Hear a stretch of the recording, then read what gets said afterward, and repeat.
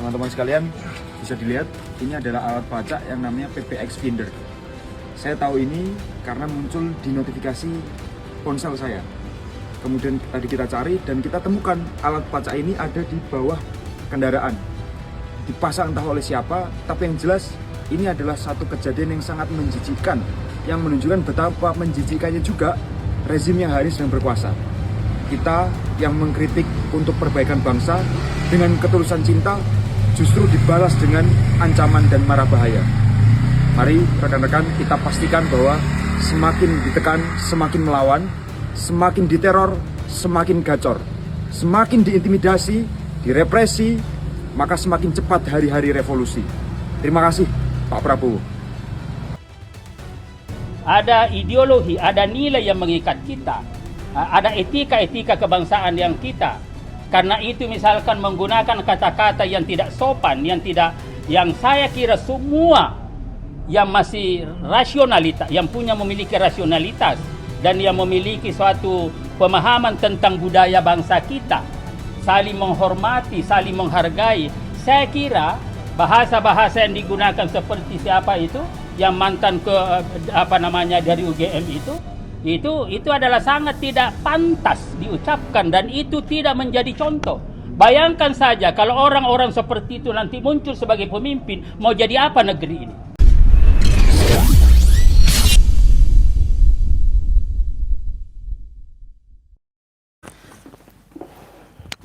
Bismillahirrahmanirrahim. Assalamualaikum warahmatullahi wabarakatuh.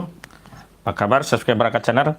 Sore ini kita masih mengulas berita seputar ekonomi, politik, hukum, juga pergerakan, terutama berita-berita seputar aktivis. Dan memang dari sejak semalam sampai pagi dan sampai hari ini di berbagai platform sosial media ramai dikabarkan tentang adanya teror dalam bentuk pemasangan tracker yang ditempelkan di kendaraan yang ditumpangi oleh Tio Ardianto, ex-ketua BEM UGM, yang belakangan memang ramai jadi perbincangan publik, tidak lain karena statementnya yang dianggap kontroversi, yakni ketika dia membuat cerita analogi tentang kucing yang berpenyakit dan kemudian diberi nama Prabodo Subiantolol.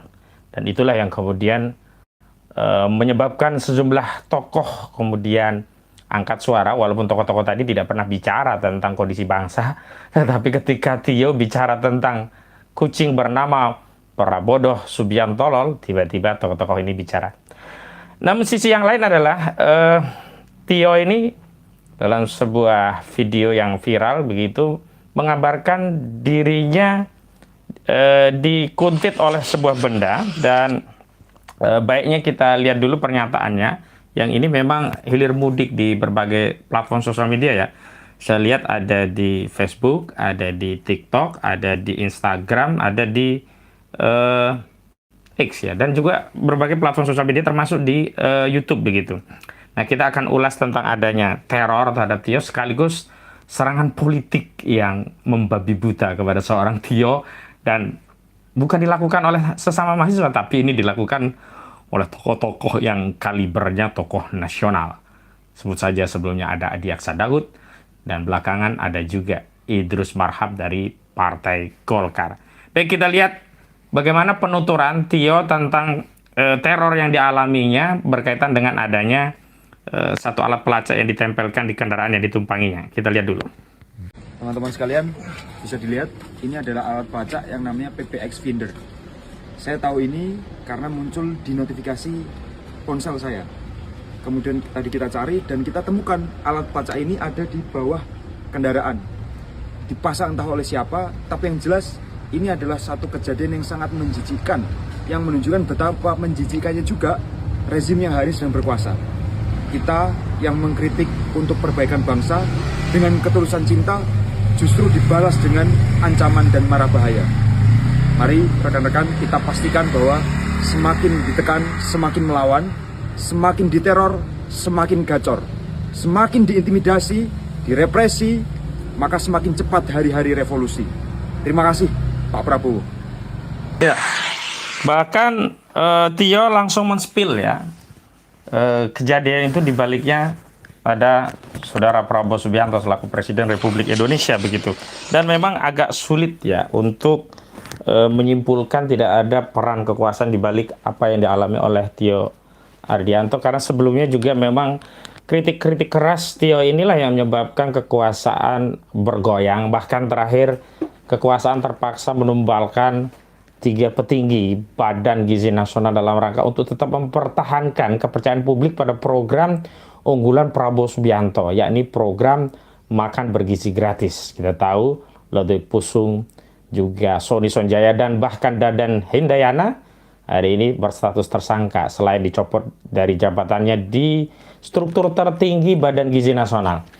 Dan memang kita tidak bisa ingkari bahwa persoalan Badan Gizi Nasional ini menjadi diskursus ruang publik, diskursus ruang publiknya menghangat itu salah satunya adalah karena ada peran Ketua Umum Badan Eksekutif Mahasiswa yang sekarang sudah tidak menjabat lagi, yakni Tio Ardianto. Bahkan melalui Tio lah kita mengenal istilah MBG itu dalam bentuk akronim yang lain, yakni bukan makan bergizi gratis tapi maling berkedok gizi begitu. Maling berkedok gizi inilah yang kemudian membuat publik mempersoalkan program ini, dan akhirnya memang terbukti. Kejaksaan Agung telah menetapkan hari ini 5 tersangka setelah 3 bertambah lagi 2 tersangka. Dan memang ada kerugian keuangan negara yang dialami dalam proyek makan bergizi gratis ini yang menurut Kejaksaan Agung dilakukan dengan 2 modus. Yang pertama terkait jual beli SPPG titik-titiknya, dan yang kedua berkaitan dengan pengadaan barang dan jasa. Pengadaan barang dan jasa juga dilakukan dalam 2 modus sehingga terjadi korupsi atau kerugian di keuangan negara. Yang pertama mengadakan barang-barang yang tidak ada kebutuhannya dengan kondisi real di lapangan, seperti mengadakan laptop, tablet, TV layar datar, termasuk juga pengadaan motor listrik hingga triliunan rupiah. Sementara modus yang lain yakni dengan membengkakkan atau membuat harga-harga pengadaan barang itu menjadi lebih mahal sehingga terjadi korupsi kerugian keuangan negara. Nah, istilah SPPG pun oleh Tio Ardianto diplesetkan. Jika sebelumnya SPPG itu dikenal sebagai Satuan Pelayanan Pemenuhan Gizi, atau ini kita sebut dalam konteks di masyarakat ini adalah Satuan Catering yang melayani menu MBG begitu. Namun Tio juga membuat sebuah ungkapan yang menarik. SPPG tidak lagi disebut sebagai Satuan Pelayanan Pemenuhan Gizi, tetapi Satuan Penjilat Prabowo Gibran. Nah, karena itulah mungkin ya Tio hari ini mendapatkan 2 serangan sekaligus. Pertama teror, yang kedua serangan politik pada dirinya. Teror ini sebenarnya bukan hanya sekali. Sebelumnya juga Tio bercerita pada sebuah diskusi bahwa dirinya didatangi oleh aparat TNI dan juga sudah banyak yang mengintimidasi, termasuk juga mengiming-imingi sejumlah jabatan-jabatan. Bahkan dalam sebuah podcast Tio mengaku karena dia adalah cucunya Mbah Nun atau MH Ainun Najib, maka dipastikan dia mustahil untuk melakukan pengkhianatan. Karena itu dia meyakinkan akan tetap istiqomah di jalan perjuangan tersebut begitu. Nah, sisi serangan politiknya adalah sebelumnya Adiaksa Daud yang mempersoalkan etika dan norma seorang Tio yang menggunakan ungkapan Prabowo Subianto tolol. Ya sebenarnya kalau kita rujuk cerita itu berkaitan dengan kucing yang terkena penyakit skabies akut yang kemudian berusaha ditolong oleh seorang Tio dengan kasih sayangnya untuk diobati dengan salep, dan memang setiap kali dia akan mengobati kucing ini yang punya penyakit skabies akut ini menyerang karena memang ada rasa perih panas pada kulitnya pada setiap saat diobati. Nah, itulah yang kemudian dianggap oleh Adiaksa Daud sebagai serangan terhadap kepala negara, bahkan simbol negara, yakni Prabowo Subianto. Dan ternyata tidak hanya Adiaksa Daud, hari ini Partai Golkar, wakil ketua umumnya, siapa lagi kalau bukan Idrus Marham, politisi Golkar yang pernah ya menjadi alumni alumni Tipikor, dia terpidana korupsi ini juga ikut angkat suara dan juga membawa narasi yang sama, yakni mempersoalkan tentang reputasi kredibilitas dari sisi etika, norma, dan adab. Tentu kita patut bertanya-tanya, apakah orang-orang yang mempersoalkan etika, adab, dan norma seorang Tio ini lebih punya etika daripada seorang Tio, atau bahkan mereka masih punya kepedulian terhadap etika, adab, dan norma bernegara yang hari ini acap kali norma bernegara kita secara telanjang di hadapan publik dilabrak.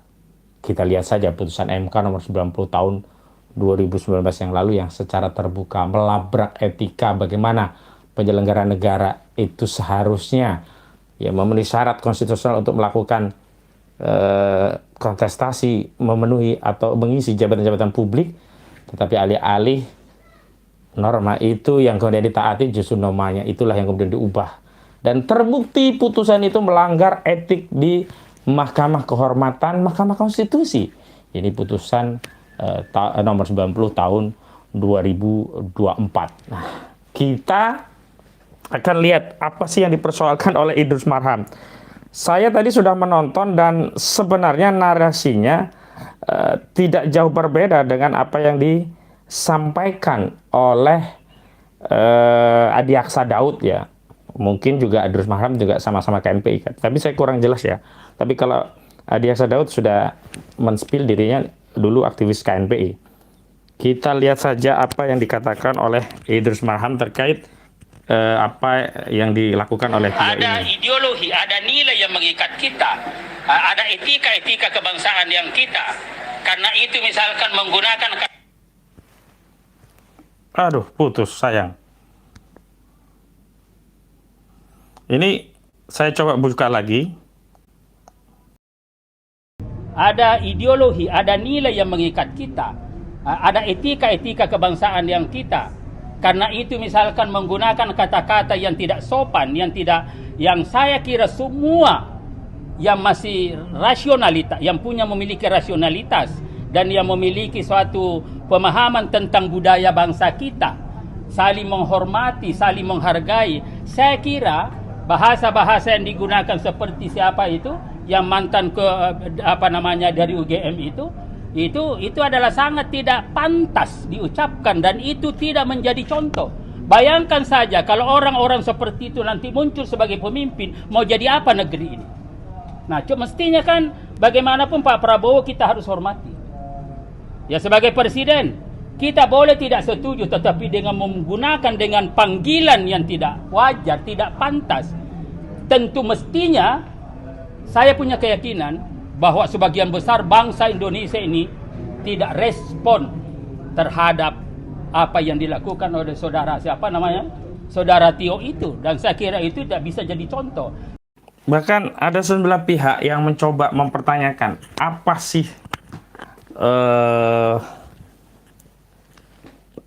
sih peran atau jasa seorang Tio kepada bangsa ini.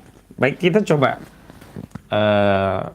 detailkan ya kritik Idrus Marham itu satu persatu. Pertama kita bicara soal etika ya. Kan di dalam konteks berkomunikasi itu ada ungkapan-ungkapan yang itu bisa kita bedakan. Kalau itu ungkapan langsung maka boleh saja satu pernyataan itu dianggap sebagai melanggar etika.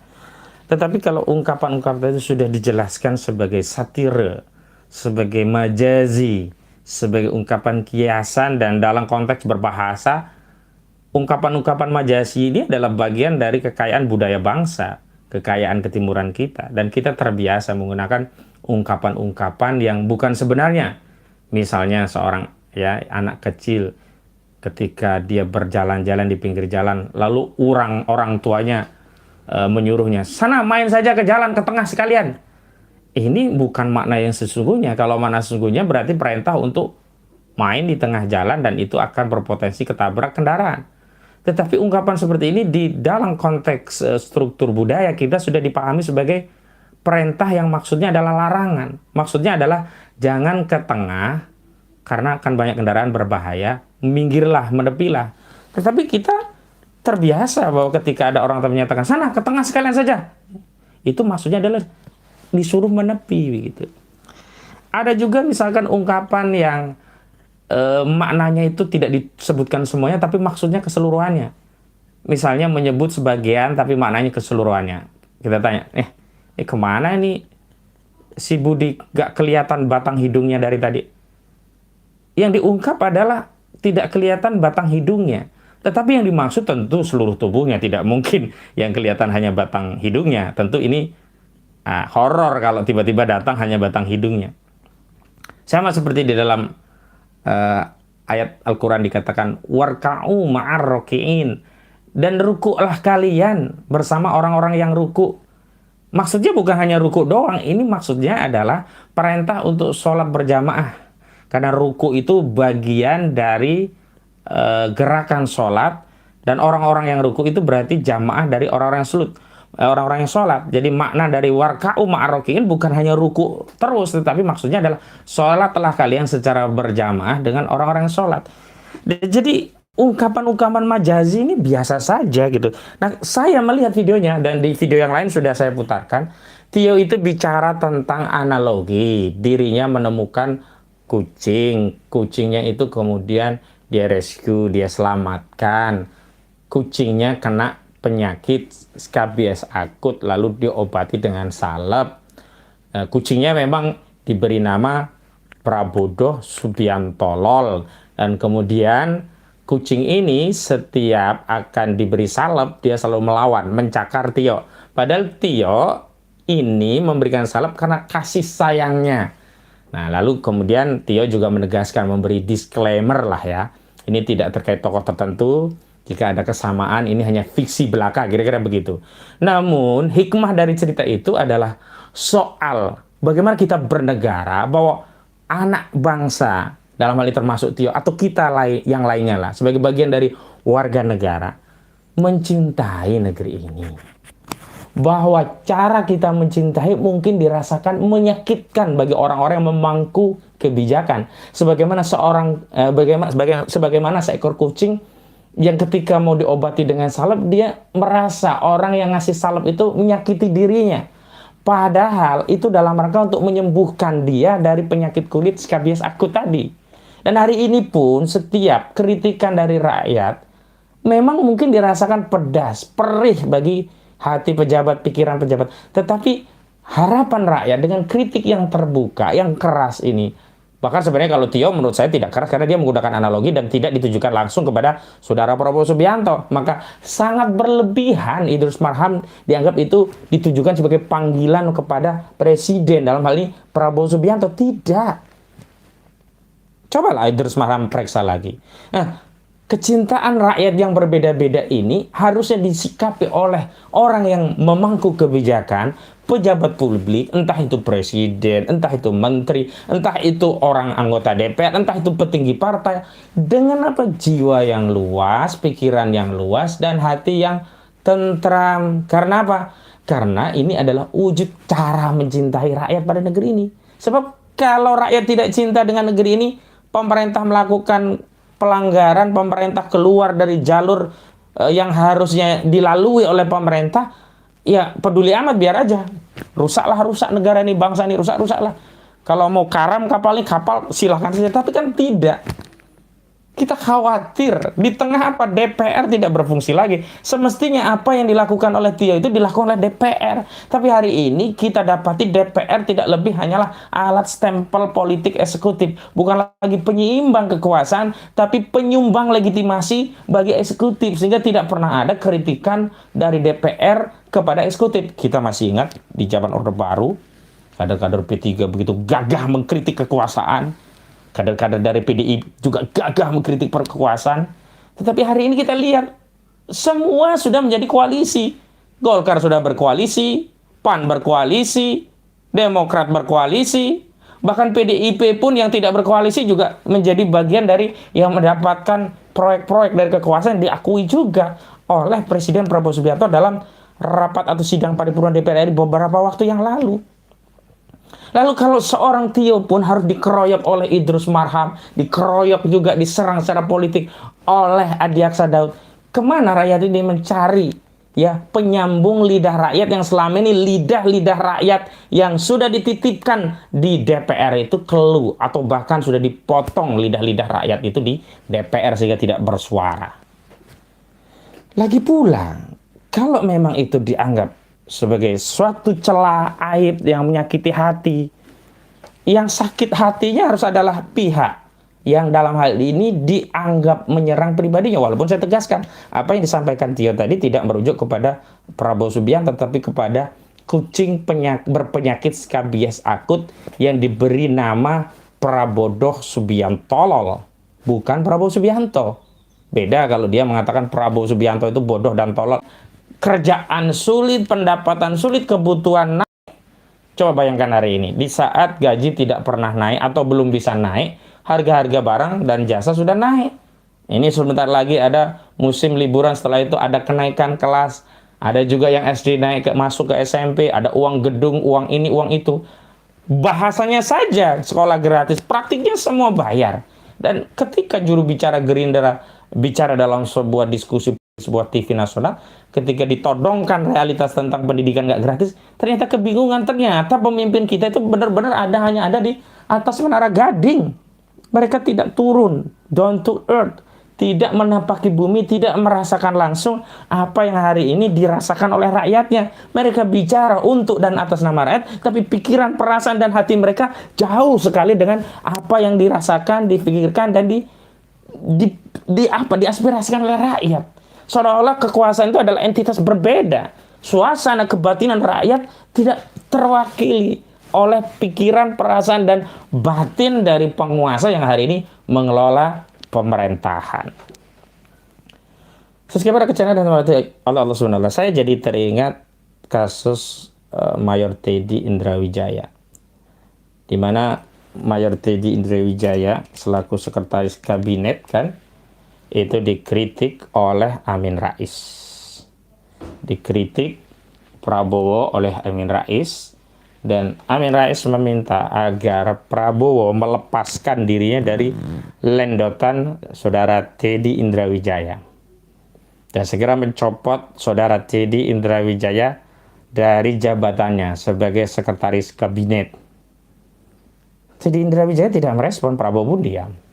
Tapi tiba-tiba yang bicara ada Kominfo melalui Mutia Hafid, sibuk bicara klarifikasi, ini pelanggaran, ini itu, kami hanya men-take down soal langkah hukum, kami tidak punya kewenangan.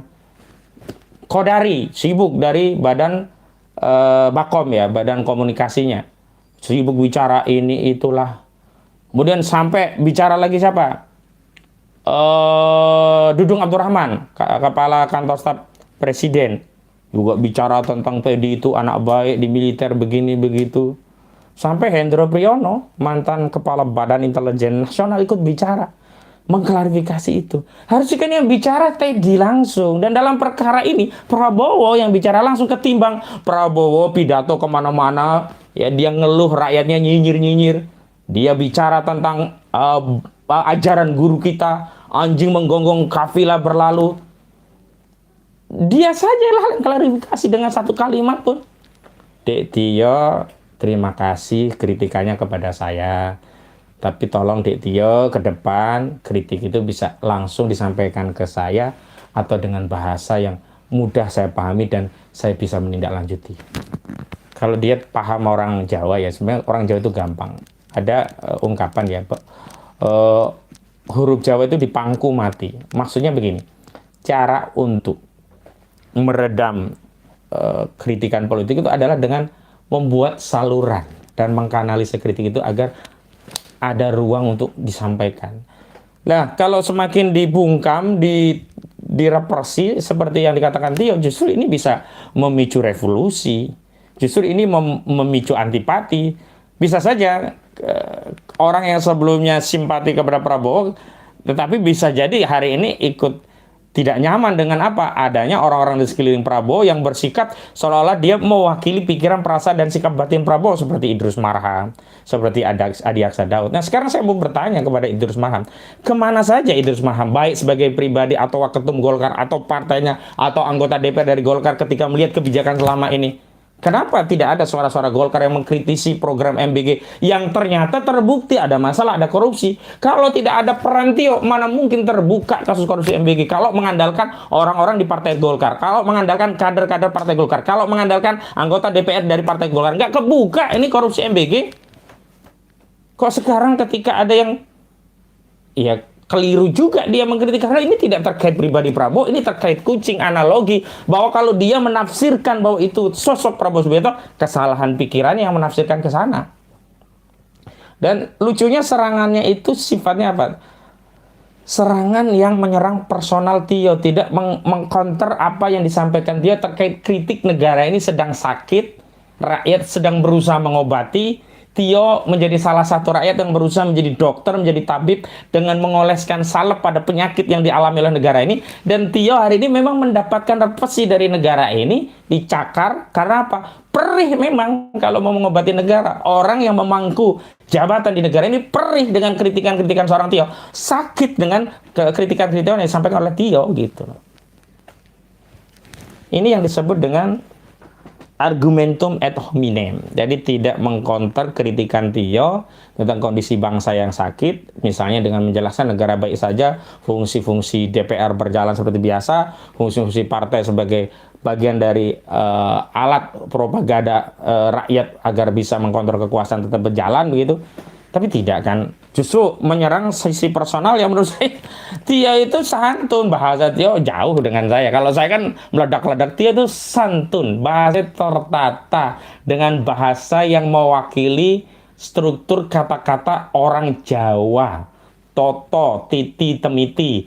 Dia tidak tergesa-gesa, bahasanya tersusun rapi, kalimat-kalimatnya menghujam, pilihan diksi kata-katanya benar-benar merepresentasi realita yang hendak disampaikan, bahkan mengungkap atau membongkar kejahatan di balik realita yang hari ini mungkin bagi kalangan atau khalayak umum tidak terindra, tetapi dengan bantuan seorang Tio kita mampu mengindranya. Bukankah kita harusnya mengapresiasi, kita bersyukur tidak pernah membayar Tio, daripada kita membayar ya 575 anggota DPR RI tetapi tidak punya fungsi untuk mengontrol program MBG ini. Bahkan belakangan ada 26 orang yang terlibat kasus ini disebut oleh Sony Sonjaya bagian dari pihak yang menikmati proyek MBG.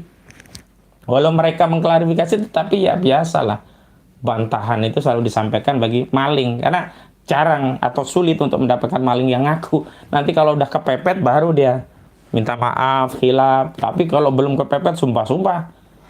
Subscriber ke channel yang mata Allah Subhanahu wa taala. Saya tuh inginnya sih berempati ya kepada orang-orang yang dikritik dengan bahasa-bahasa yang oke lah katakanlah sarkasme. Tapi begitu pembelaannya jadi ngawur seperti ini, jadi saya malah kehilangan simpati, bahkan melihat ada ketidakdewasaan dari negara. Saya buat analogi saja ya. Katakanlah kalau rakyat itu keliru. Anggap sajalah rakyat itu adalah anaknya negara, sementara para pejabat itu orang tua. Kita analogikan dalam keluarga kita. Kalaupun anak kita ada yang keliru, kan biasa saja toh. Tidak kemudian kita keluarkan dari anggota keluarga. Tetap saja dia anak kita, tetap saja dia punya hak dari kita, baik hak nafkah, hak pendidikan, hak yang itu mesti diberikan orang tua kepada rakyatnya. Begitu pula hari ini, walaupun kritik Tio atau yang lainnya itu begitu keras, tetap saja itu warga negara Indonesia, rakyatnya Prabowo Subianto. Walaupun ya yang memilih cuma 58%, tetapi hari ini rakyatnya Presiden Prabowo Subianto adalah 285 juta lebih, atau 100% rakyat Indonesia itu juga rakyatnya Prabowo Subianto. Nggak boleh milah-milih.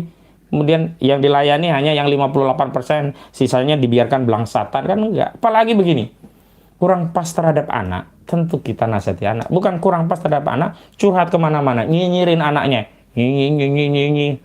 Astagfirullahaladzim. Nah ini yang harusnya layak diungkapkan oleh seorang Adi Aksa Daud. Astagfirullahaladzim. Ketika melihat pemimpin itu punya sikap kekanak-kanakan, ketika melihat pemimpin itu punya sikap yang bodoh, tidak paham syariat.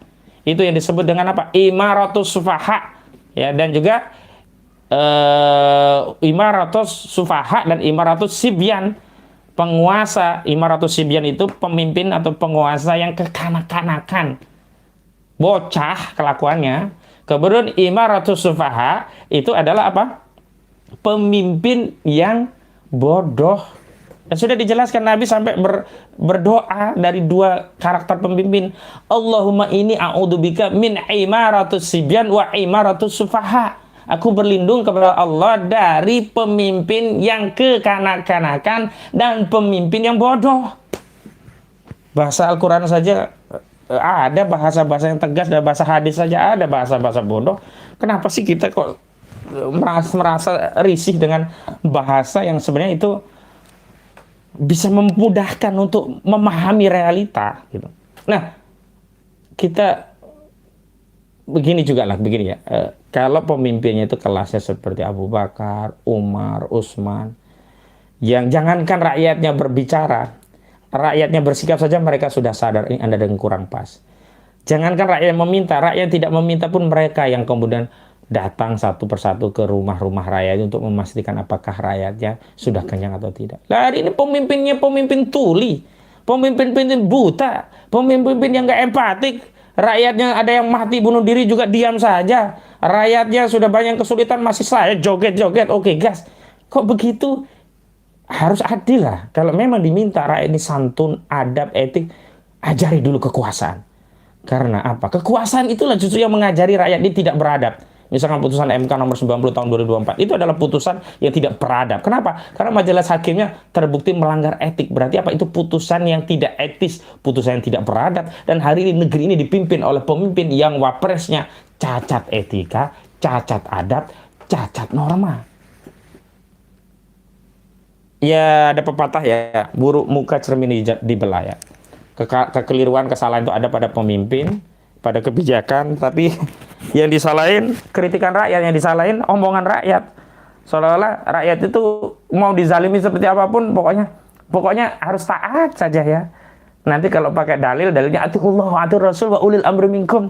Ya ulil amri yang bagaimana kalau pemimpinnya itu justru maksiat kepada Allah, zalim kepada rakyatnya, tidak ada kewajiban taat pada pemimpin seperti ini. La ta'ata li mahlukin fi maksiatil khaliq. Tidak ada ketaatan kepada makhluk yang bermaksiat kepada al-khaliq pencipta, yakni Allah. Di redaksi lain disebut la maksiati li mahlukin fi maksiatillah. Tidak ada ketaatan kepada makhluk yang bermaksiat kepada Allah.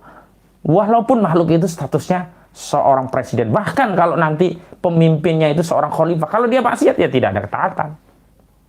Hari ini kita dituntut untuk taat kepada pemimpin. Saat yang sama pemimpin itu tidak dituntut untuk melayani rakyat dengan baik. Ingat, ketaatan rakyat itu akan muncul dengan sendirinya ketika pelayanan dari pemimpin itu baik. Riayah seorang pemimpin itu baik. Maka bagi pemimpin yang ingin mendapatkan ketaatan dari rakyatnya, maka riayahlah rakyatnya dengan baik. Layani rakyatnya dengan baik. Penuhi kebutuhan-kebutuhan rakyatnya dengan baik.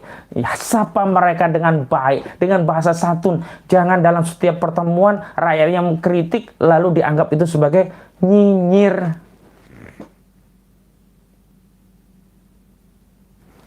Lalu apa yang mau dibanggakan bagi republik ini kalau pemimpinnya justru memperbenturkan kondisi rakyatnya yang memang tidak akan sama. Ada yang gayanya seperti Tio, ada yang gayanya seperti Ahmad Kozinuddin, ada yang gayanya seperti orang-orang yang mungkin dengan bahasa-bahasa yang bisa diterima, dan macam-macam lah. Kan memang rakyat ini faktanya sangat heterogen. Dari sisi agama bermacam-macam, dari sisi usia beraneka ragam, dari sisi suku beraneka ragam. Saya walaupun orang Jawa tetap saja karakter saya tidak lepas dari Sumatera karena saya lahir dan dibesarkan di Pulau Sumatera. Saged kula Pak Prabowo menawi panjenengan saged ya basa Jawi kula nggih saged ngendikan kalian panjenengan dengan bahasa ingkang halus, dengan bahasa ingkang saged panjenengan tampi. Akan tetapi kan persoalannya ini soal berbangsa, soal bernegara. Bahasa komunikasinya dengan standar bernegara, standar konstitusi, dan ada pelanggaran-pelanggaran konstitusi yang itu harus diingatkan, dan dalam bahasa taktis memang harus melibatkan publik untuk melihat bahwa keadaan ada masalah, sehingga apa? Suara ini memang bisa menggema karena mewakili pikiran dan benak publik. Kalau hanya suara seorang Tio, nggak akan didengar. Tetapi ketika suara Tio itu mewakili pikiran-pikiran publik, perasaan-perasaan publik, bahkan itu mewakili sikap batin publik, sikap batinnya rakyat, maka kalimat-kalimat yang disampaikan itu adalah kalimat yang merepresentasikan suara rakyat, yang suara itulah dasar dari kekuasaan yang diperoleh oleh para pejabat hari ini. Ketika rakyat mengambil kekuasaan itu, maka kekuasaan ini juga tidak punya apapun yang tersisa gitu. Baik, itu subscribe channel. Saya akan coba baca beberapa komentar kalau ada ya tentang syarat kita hari ini. Prinsipnya kita harus terus ya menjaga agar kritik dakwah amar ma'ruf nahi munkar tetap tumbuh, jangan sampai ketakutan itu mengalahkan pikiran kita untuk menyampaikan kebenaran. Tidak boleh sama sekali ada kebenaran yang dibungkam dengan represi dan rasa takut hanya ya karena penguasa itu tidak suka dengan bahasa atau kata-kata gitu. Ini ada barokah, selamat menempuh harga-harga baru dengan kenaikan BBM. Lemahnya rupiah, korupsi merajalela akibat terlalu pandainya pemerintah DPR RI mengelola negara. Nah, ini juga sindiran, bukan makna yang hakiki. Ini ungkapan majazi. Nanti jangan kemudian pemerintah GR dianggap seperti itu. Enggak. Ini ada lagi. Negara ini udah lumpuh total akibat Jokowi 10 tahun. Lembaga dilemahkan, apalagi jika menyangkut Jokowi. Relawan Jokowi termulnya semua pada diam. Kemudian ada lagi Helmi J9R, Tio adalah aset negara masa depan harus dijaga. Kemudian blank Google barokah. Dan ada lagi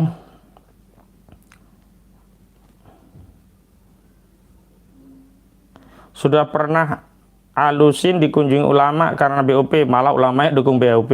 Iya, dengan bahasa yang halus, ulama berkunjung menasihati penguasa. Alih-alih ulama yang merubah kebijakan penguasa, keluar dari board office-nya Amerika dan Donald Trump dan Israel, malah ulamanya dengan godaan akan dibangunkan gedung, tiba-tiba ikut mendukung Indonesia ada di BOP. Dan gedungnya itu sampai sekarang juga tidak jelas lanjutannya seperti apa. Jadi ulama pun sekarang bisa ditekuk oleh penguasa. Makanya ulama-ulama itu saya himbau Anda yang menjadi ulama, jaga jarak dengan kekuasaan. Kalau Anda ingin punya wibawa harga diri dan ilmu Anda berkah, memberikan banyak manfaat, jaga ya posisinya dengan kekuasaan. Kalau kekuasaan mau nasihat, kekuasaan yang harus datang kepada ulama, bukan ulamanya yang mendatangi pintu-pintu penguasa. Dan ada lagi, kalau orang, yang tadi itu ya, ijazah palsu 90% negara ini udah lumpuh total akibat, yang tadi sudah saya bacakan. Pura-pura budak Amerika ini kalau dibalas pasti dibilangnya, apa ini, nggak tahu ini. Negara ini udah lumpuh total. Yang tadi ya. Mengakui bahwa para pejabat yang kalimatnya mengulang. Barokah. Mahasiswa itu calon pemimpin bangsa, bukan penjahat, bukan mafia. Mahasiswa ingin negara Indonesia menjadi lagi macan Asia yang subur makmur gitu. Kemudian ada lagi enggak? Satu Tio lebih baik daripada 500 anggota dewan pengkhianat rakyat, dari In Budianto 6358. Kemudian Termul, enggak saya bacakan. Selamatkan Tio Ardianto. Kemudian Wina, hidup Tio cerdas pemberani. Kemudian ya cukup itu dulu ya.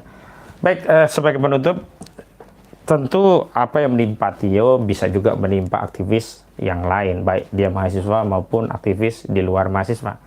Tapi yang menjadi dasar kita untuk berjuang bukanlah ada atau tidaknya teror. Ada atau tidaknya teror itu bukan penghambat, juga bukan pemicu. Sebab kalau dengan teror baru kita berjuang lebih semangat, ada kekeliruan juga dari sisi niat. Niatkan berjuang kita karena Allah, mencari ridha Allah, sehingga ada atau tidaknya tantangan, hambatan, kita terus berjuang dan kita selalu meminta perlindungan dari Allah Subhanahu wa Ta'ala. Sebab jika Allah sudah melindungi kita, maka tidak ada satupun makhluk yang bisa mencelakakan kita. Karena itu selain ikhtiar yang terindra, kita juga harus mencari ikhtiar yang maknawi, yakni ikhtiar dengan meminta perlindungan dari Allah secara langsung. Dan saya salut Tio ini kan sudah melakukan ikhtiar yang terindra, yakni dia mengaktifkan aplikasi untuk menotifikasi ya, ada atau tidaknya alat deteksi lah ibaratnya itu, ada tidaknya tracker ya yang ditempatkan di sekitarnya. Dan saya cek tadi ternyata ini sebenarnya ada yang basisnya aplikasi, ada yang sebenarnya melekat di sistem handphone, baik itu iOS maupun Android. Tinggal cek di pengaturan itu ada.